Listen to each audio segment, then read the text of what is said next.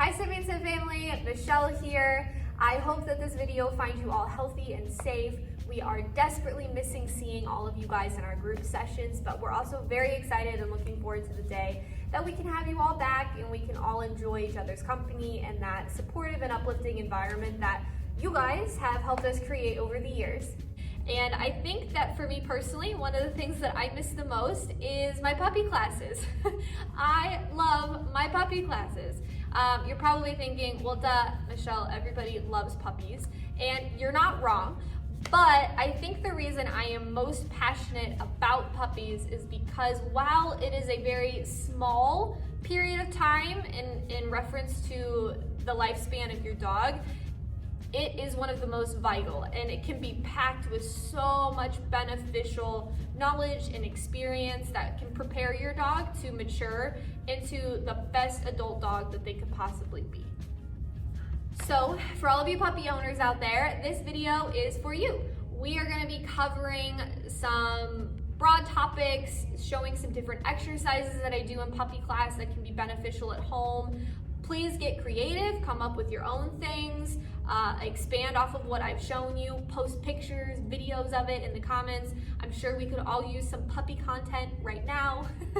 And stay tuned for the rest of the video. So, first thing we're gonna do is we're gonna ditch the food bowl and we're gonna take their food and we're gonna use that to work with them a little bit. So your dog they have an innate desire to work for everything that they get. It's very counterintuitive for us to just throw some food in a bowl, set it down, and give it to them, and expect that to fulfill their needs as a predator. So something that we like to do in puppy class is we have this bottle pit, just of some bottles I've collected over time, and I throw some treats or some food. You can use their kibble, like I was talking about, and then the dog has to root around in here and work on finding the food. So what this does is it makes them work for it. They got to use their nose, their sniffer, and it also gets them used to weird noises, right?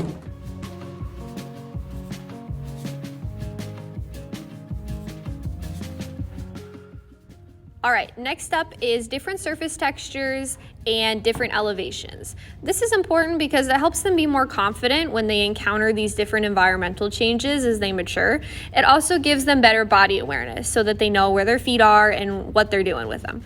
So you can see here with Lumos, I'm walking him up and down this ramp as well as on these different objects just to help him gain more confidence and body awareness. Be creative with whatever objects or items you guys have at home, and I cannot wait to see what you come up with. All right, so to sum up everything that we just did in one word, engagement. We want to create engagement between you and your dog. Your dog should think you are the coolest thing in the world and not care about any external distractions. So all of those different exercises that I just showed you, that is building that relationship. The best foundation for any training is engagement. Your dog has to care that you exist. If you don't do anything for your dog, then your dog is not gonna do anything for you, okay? It's a 50-50 relationship. There's gotta be some give and take involved. All right, so now let's move on to the topic of socialization. I've had a lot of puppy owners scared, nervous. How do I socialize my dog if I can't go near anybody? And the good news is we can still go outside, we can still take walks around the neighborhood, we can still go to parks, we can still do those things responsibly. So your dog is not going to be completely isolated. And to me, interaction is a very, very small piece of proper socialization. The more important part of proper socialization is exposure, right? Learning to coexist. The number one rule I tell my clients in puppy class is take your dog everywhere, expose them to everything, and don't let anybody touch them, and don't let them meet any strange dogs.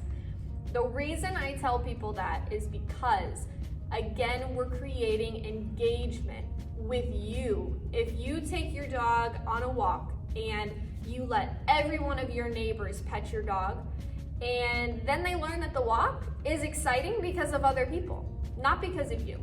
If you take your dog to the park and you let them greet every single dog that they meet on a leash, not only is it dangerous, but it creates engagement engagement with other dogs, not with you, right? So interaction is not completely forbidden. I think there is a time and a place for that, of course.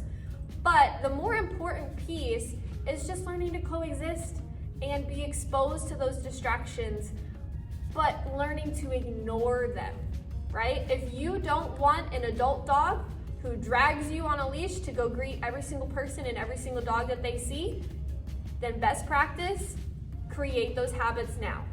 When we go on a walk, it's not time for love and affection from other people. It's time for you to focus and be engaged with me on our walk. It's not time for you to meet every single dog that you come in contact with. It's time for you to focus and be engaged with me. Thank you guys so much for watching this video. I hope you found it useful. Please leave any questions about anything puppy related down below. I would love to help you any way that I can. Please leave videos and pictures of you trying some of these things out at home or whatever you came up with.